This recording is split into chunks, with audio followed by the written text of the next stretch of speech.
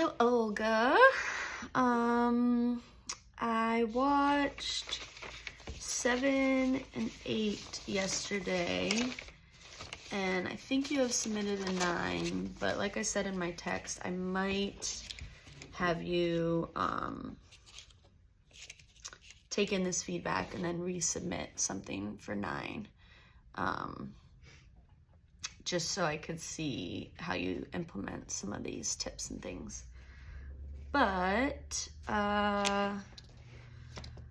awesome job for a first timer. I originally kind of was confused because I was like, is somebody on Zoom? And I was going to suggest, covering the computer or having her turn her video off or dimming the screen. But then instantly the mom asked her to turn it off, which was good. But also, who was that or why were they watching? You had good demeanor, good eye prompts. I would still be a little more aggressive with that board placement and, really make sure that he's far enough away from the table so when the board's in front of the table, he's poking out and his arm is almost completely extended. And then, let me see if I can get the camera. So his knee is here, and you literally want the board, like right center of the board is above the poking knee, and just 4 to 6 inches, like down, because you want him, when he pokes, to just go straight and down. There were a couple times that the board seemed a little more to the side, and he, with that, had a harder time getting over to that left corner, which makes sense when you think about it, because it's in the middle and not right here, he's having to really cross over that midline and just almost twist his body to get there. So you always want the center of the board right above the knee and probably even a lower than you think it should go. Because when he pokes out, it should just be a nice natural forward and back. And it shouldn't be too close, so he's only poking like this. You want it right there, so it's a nice straight and back. Let me see. Not in the middle.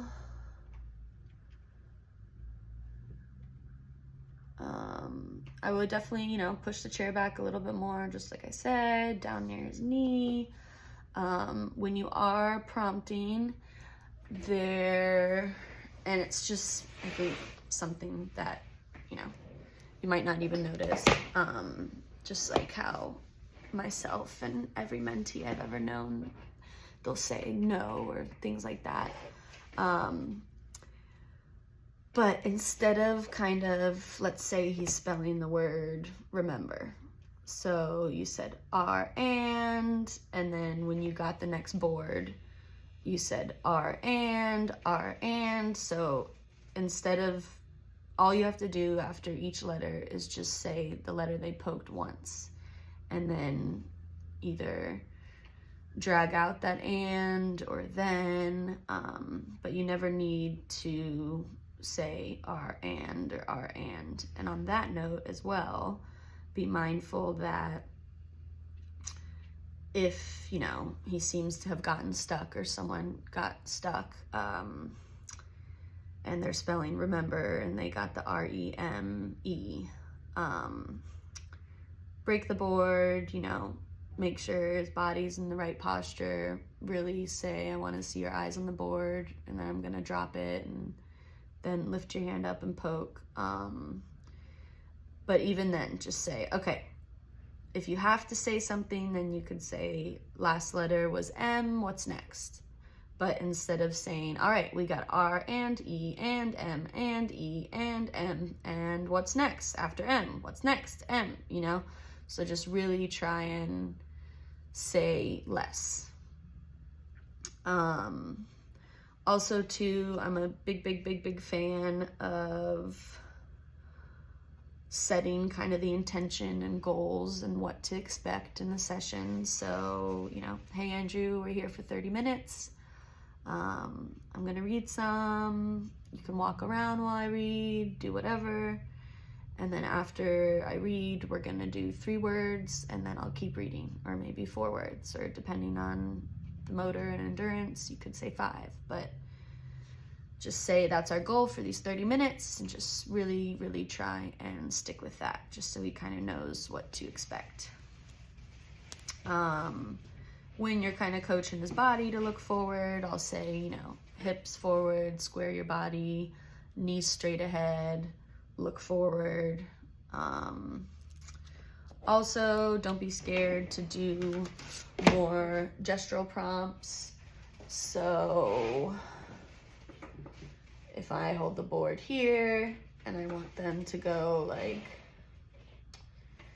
J and, R then, O and, L and, M, and just kind of like moving it around like that will really, really help. And that also can help take away from some of those directional prompts and that repeating. If you're just really focusing on a nice soft, sorry, my blanket's getting everywhere. Really focusing on a nice soft regulating tone, and doing a little less directional with your words, but see how it does with those gesturals. And I know it feels funny, but it's just a support that we take away eventually, but it's good for now.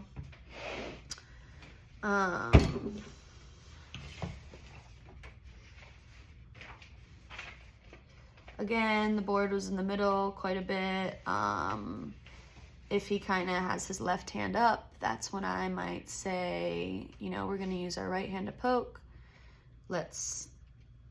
I want your palm facing down on your left leg, and just let's try and keep it there and just focus on lifting up the right.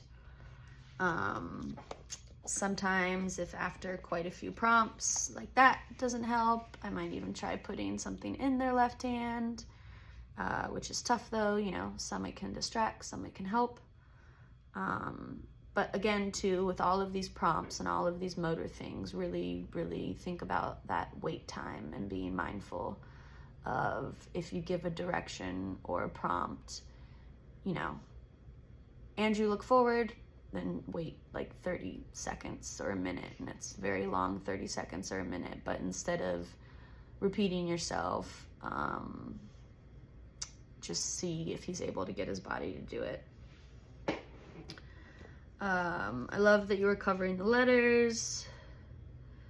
I would also too, and this is just, you know, even when you're talking to me, I noticed that you say my name a lot, like in conversation, or just to, you know, be engaged and polite and nice.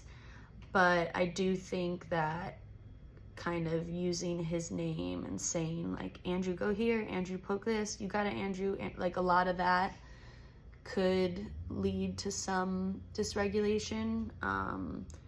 So instead of kind of those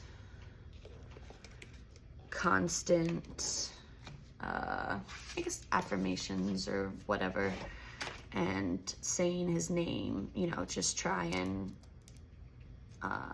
talk less and really, really focus on those gestural and continuation prompts.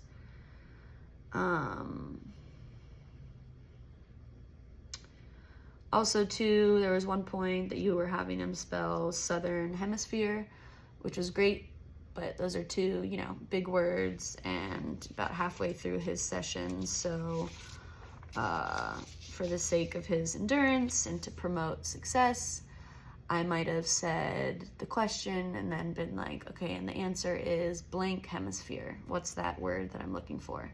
But again, that's just something that comes with time, being able to kind of modify and adjust lessons on the fly like that.